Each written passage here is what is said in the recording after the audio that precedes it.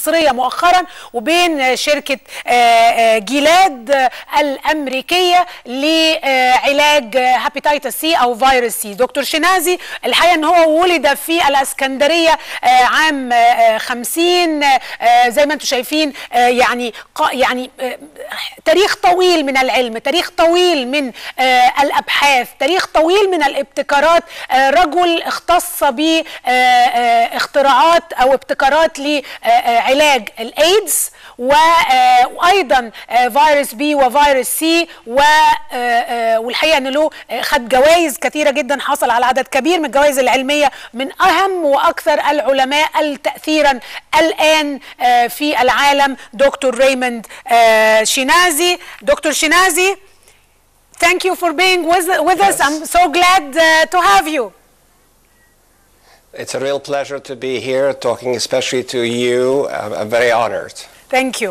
Let me start by asking you, of course, Egypt, a lot of Egyptians are celebrating a deal that is made between the government or the health ministry here in Egypt and Gilead, the company, of course, the pharmaceutical company, to get a better price for Sovaldi, the medicine that you have developed recently. Tell us about this medicine. Tell us about Sovaldi. What is it? How is it more efficient in curing virus C? Well, I think you need to develop a drug, you really need certain characteristics. The major characteristics are the potency of the drug, being able to clear the virus from the circulation and from the liver and other compartments where the virus may hide. I think this is very important. The safety of the drug has to be very high. And probably the most important point is that this drug, very hard to select resistant viruses.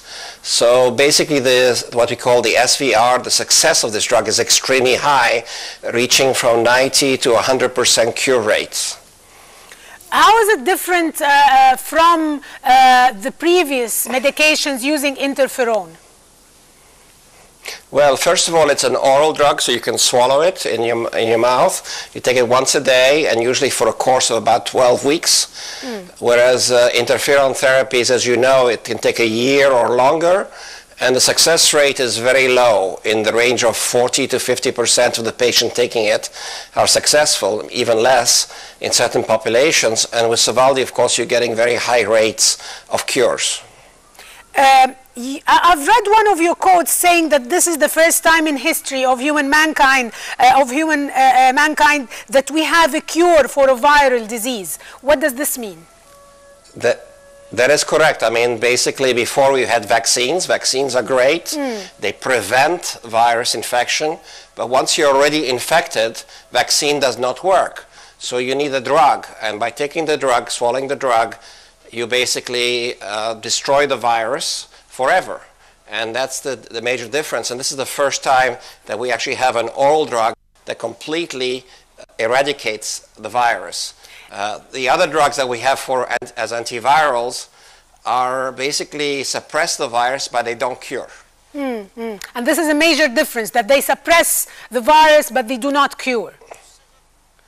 Yeah, a good example, for example, if you have oral herpes on your labial, oral herpes, you take a drug called acyclovir or valacyclovir, which is probably available in Egypt. But unfortunately, the virus comes back and comes back and comes back until the end of your days. So it's important. This is a drug you take for 12 weeks, and if you don't get reinfected, you should remain clear of virus for the rest of your life.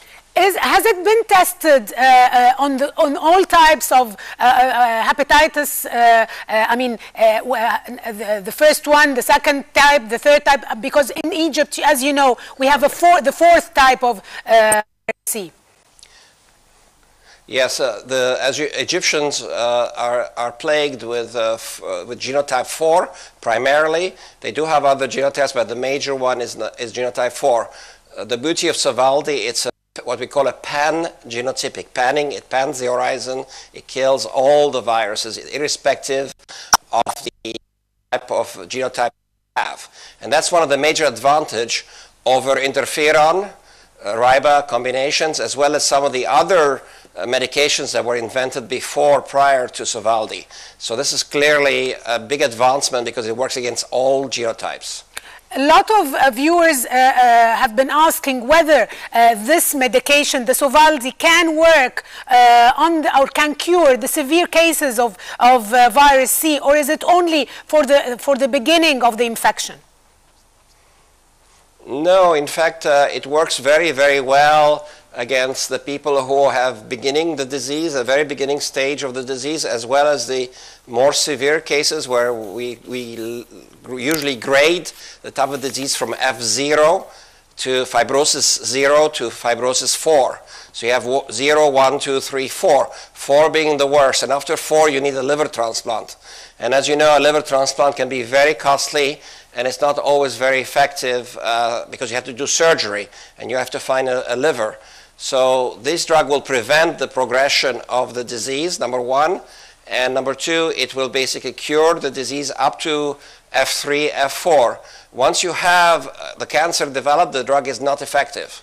So it's important to start treating patients, especially patients who have reached the 3 and 4 level.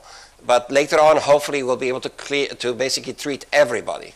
But first, we have to treat the more sick people as a priority. The more severe cases, you mean?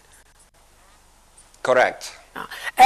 So is it realistic to say that we can really work on eradicating virus C in what, 10 years, maybe 15 years? Is this realistic?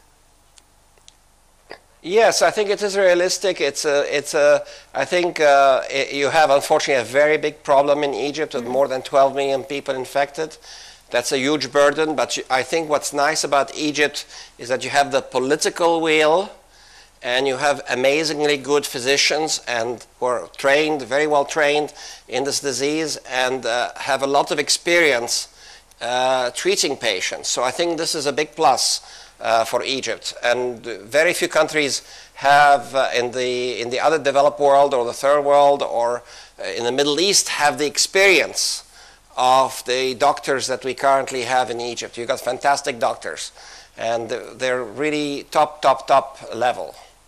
Thank you. As I've read a lot of your experiences on HIV and AIDS, what made you think of virus C and hepatitis? Well, you know, I've been involved with HIV for quite some time. HIV is a big problem. We still haven't found a cure for it, but we're working on it. And while we're working on HIV, we came about, I've been involved in the discovery of 3 drugs. They are very effective, but they suppress the virus, but they do not cure because the virus goes into a latent phase, like a sleeping beauty. And sometimes it's, once you stop taking the drug, it reawakens, and that's the problem. We understood very well that there are similarities between HIV and hepatitis B virus, so we actually found some drugs also effective against hepatitis B. And by the way, more than 94% of the people in the world take one of my drugs that I invented for HIV and hepatitis B. So that's really a big plus. And then we realized that in 1994 approximately, we realized that hepatitis C needed to have a cure. And we started working in 1994, that's more than 20 years ago. And remember, the virus was discovered only in 1998. So it's a relatively new virus being discovered. And we now understood a bit better how it worked. The experience we gained from HIV and hepatitis B virus allowed us to start developing drugs for hepatitis C. And that's where I got interested in finding a cure for hepatitis C. Tell us the story. How long have you been working on that? And I know that you've sold already the copyrights, or you sold your company has sold the medicine to Gilead. So how long have you been working on the Sovaldi? Well, we basically started working in 1994, as I said, and we're still working on it even now. I have a laboratory at Emory University in Atlanta, Georgia. And I continue to work. I have more than 50 employees, and actually there are at least 2 Egyptians working in my lab right now learning how to develop new drugs for hepatitis C virus. So we're still making progress and improving on what we currently have. We formed the company Pharmaset. The company was called Pharmaset, which means pharmaceutical assets, in 1998. And we sold the company in 2011 for about $11.4 billion, with a B. And so this is really a huge success story, a huge success story for academic research that went from academia to industry and then to big pharma being Gilead. As I know that you're working with the Egyptians now on a new antiviral medication, a new development regarding also virus C. Can you tell us more about that? Of course. I mean, I think we're not finished yet. You have such a huge burden in Egypt that will need several drugs, not just Sovaldi, that will come to bear, because ideally you want to find some drugs that you can combine with Sovaldi and also develop additional drugs because you have such a large burden. So clearly we're working on this, and I was approached initially by the Egyptian government, and then I was approached by some fellow Egyptians who live in Baltimore and other parts of the United States to work with them and try to help them. So about 3 years ago, I came to Egypt for the first time since I left. I left when I was 13 years old, and was able to meet with a lot of people. And then I came back last year. I was very happy to come back again. It was a wonderful experience to come back. Brought tears to my eyes, really being able to come back and see my old country and the development that have taken place since then.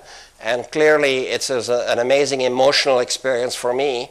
And I want to be able to continue this, so I'm still working very hard with our friends in Baltimore, with the Egyptian government, with people at Cairo University, and hopefully something will come out of this relationship. But at this stage, it's still early. We're still talking and discussing the approach that we'll take. I'll come to the Egypt part in a minute, but do you think that Egypt can come to the stage of developing its own medicine, its own medications? Can the Egyptians do that, in your opinion?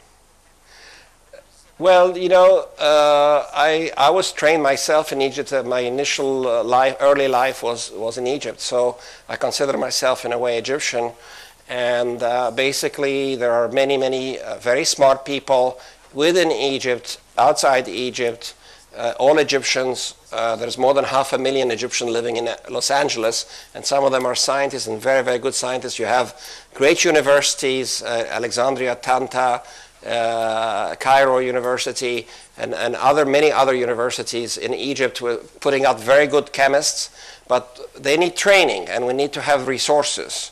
So it's my dream, it really is my dream to see Egypt one day having its own infrastructure, not only education-wise, drug discovery, not just for HCV, but also many of the diseases that plague the Egyptians today, cancer, for example. And clearly we need to start developing this, and not only that, but also build the infrastructure for manufacturing these medicines. So not only will they be used in Egypt, but even used in the United States and other parts of the world.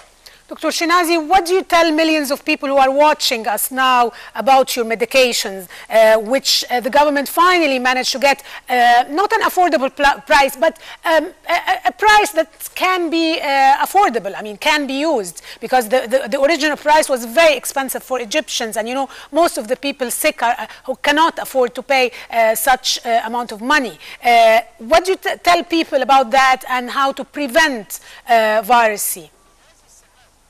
Well, I think it has to go hand in hand, not only the treatment that's now going to become available in a few months' time in Egypt for the more difficult to treat patients and the more sicker patients first, but you know, there's an amazing opportunity for education. It goes hand in hand, education, how the virus is transmitted and preventing people from being reinfected. That's going to be huge, not to share needles not to share razors, for example. So these are important things, not to share toothbrushes, any blood products, because you can get reinfected. So it's extremely important that we have education, strong education in Egypt about how this virus is transmitted and cut down the transmission rate. Because today, unfortunately, we can treat maybe 200,000 Egyptians, but then we also have another 200,000 new cases of hepatitis C. So we're not having an impact on the epidemic. So it's very, very important that we contain the virus, that we educate our young people and our old people about this virus and how it's transmitted, and stop sharing needles, stop sharing the razors, stop sharing toothbrushes, and sterilize your equipment. Then when you go to the dentist and other places, it's very important to have everything sterile. So this is what I hope this will happen. It's education and the drug together can be a very powerful combination. So at the end of this interview, what do you remember about your childhood in Egypt? Well, I've spent a wonderful youth in Egypt up to the age of 13 years old. I remember my father and my mother taking me on the Corniche, walking and eating dora and pistachios.